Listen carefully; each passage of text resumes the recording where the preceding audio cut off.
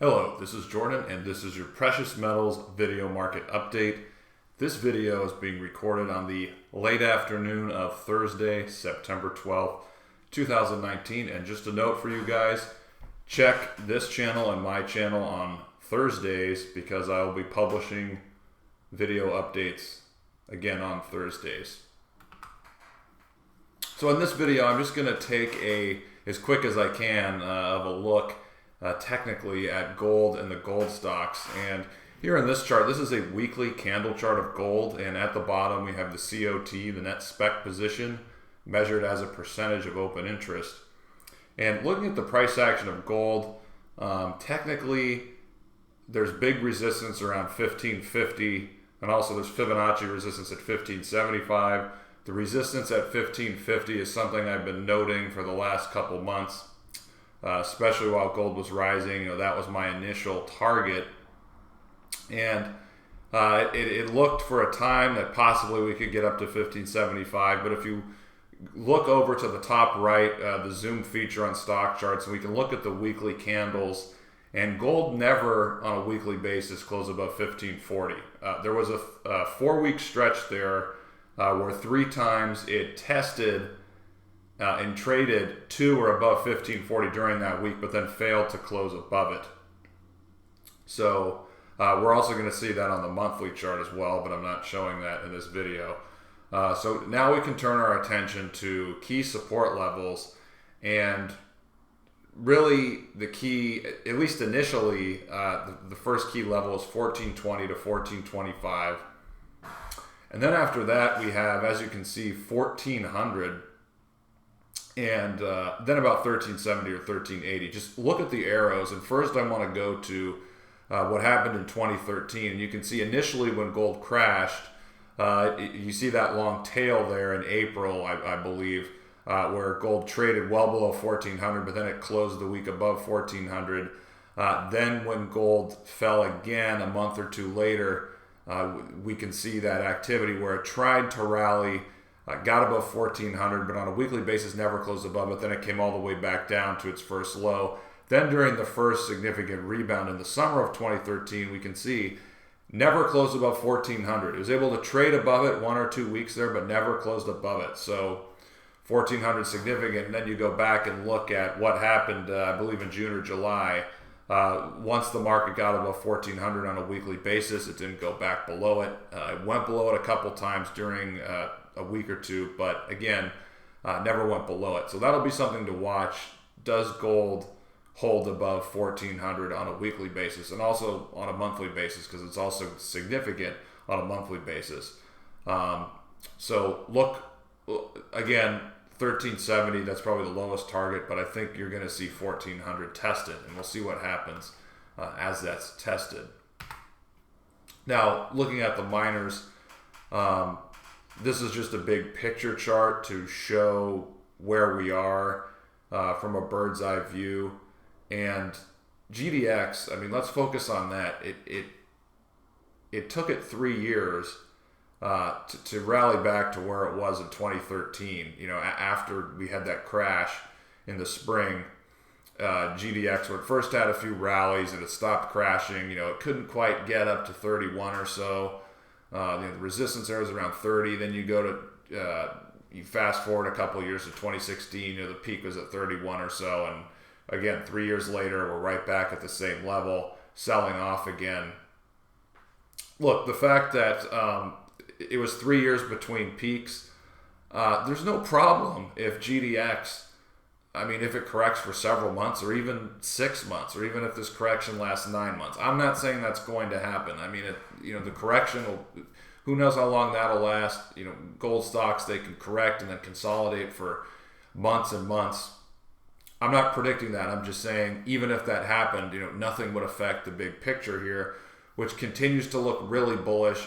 Conservatively speaking, I think this is setting up for a big breakout at some time next year. Fed policy, again, fundamentals are really important. Fed policy is going to determine a lot. Are they going to cut rates aggressively early in the year, middle of the year, later in the year? That's probably going to determine at what point we see GDX make a big breakout, just to keep it really simple.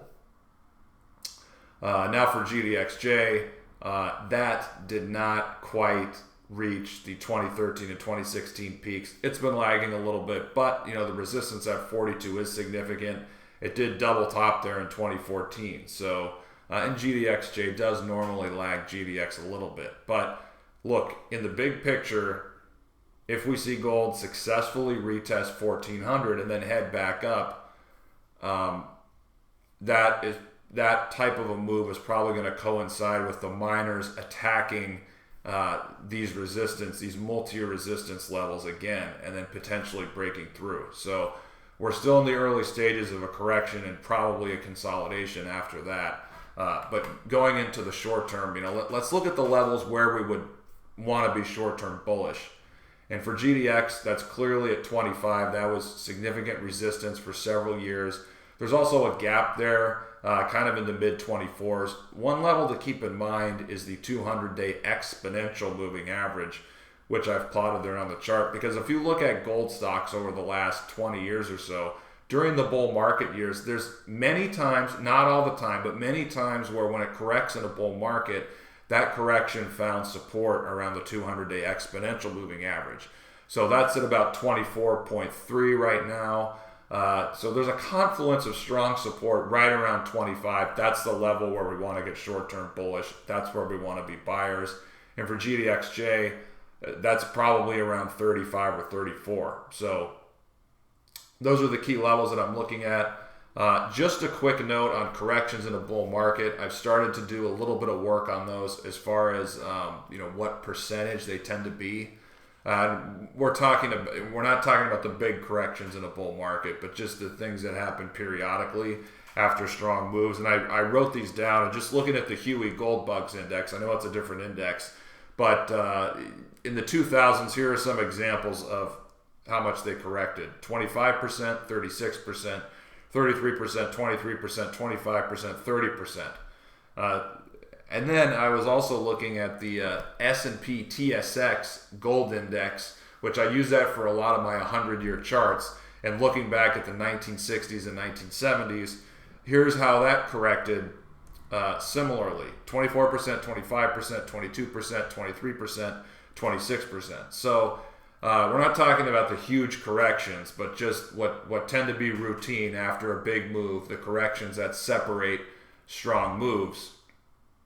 And look, all of these tend to be just kind of, I haven't averaged them or looked at the median yet. I just wrote these down earlier, but they tend to be around 25%, maybe a little bit higher, times a little bit lower. GDX, if that were to go down and test 25 or the high 24s there, that gap support, that I think that would be 21 or 22%. So look, even if GDX tests that gap and corrects 22% or whatever it is, that is historically, that is kind of on the lower side of what normally happens. So that would be routine. That's no reason for anybody to panic over this fledgling bull trend, as we could say.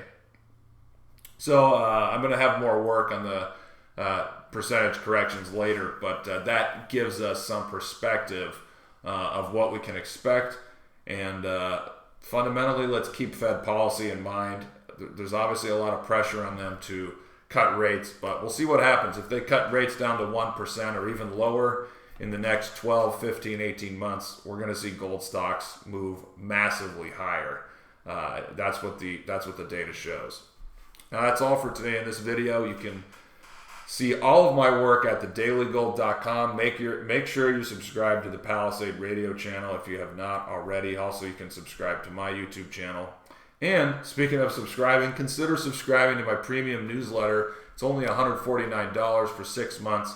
You can find it at thedailygold.com/premium. We focus on market timing and stock selection, and we want to get into the best stocks at the right time, and then use a disciplined approach when cutting positions loose and trimming big winners. Now look, if you miss this big rally and you want to shift around your holdings and get into the best things, they're all correcting now. It doesn't matter if it's a great junior that's done well, or it's something that's kind of mediocre that had a big move. Everything is correcting now. So over the coming weeks, over the next couple months, that really could be one of your last chances to get into the real premier junior companies, because you don't see them have big corrections all that often. So this is shaping up to be an opportunity for that, and that's something that I'm focusing my subscribers on, especially the new people who've come on board in recent months. I'm hopeful that they're going to have an opportunity to buy these real top quality juniors that can do well even if prices stay where they are. If prices go higher, they're going to go a lot higher. So that's my focus right now over the coming weeks and months. Thank you so much for watching the video. I really appreciate it, and I look forward to publishing another update, be it next Thursday or the week after that.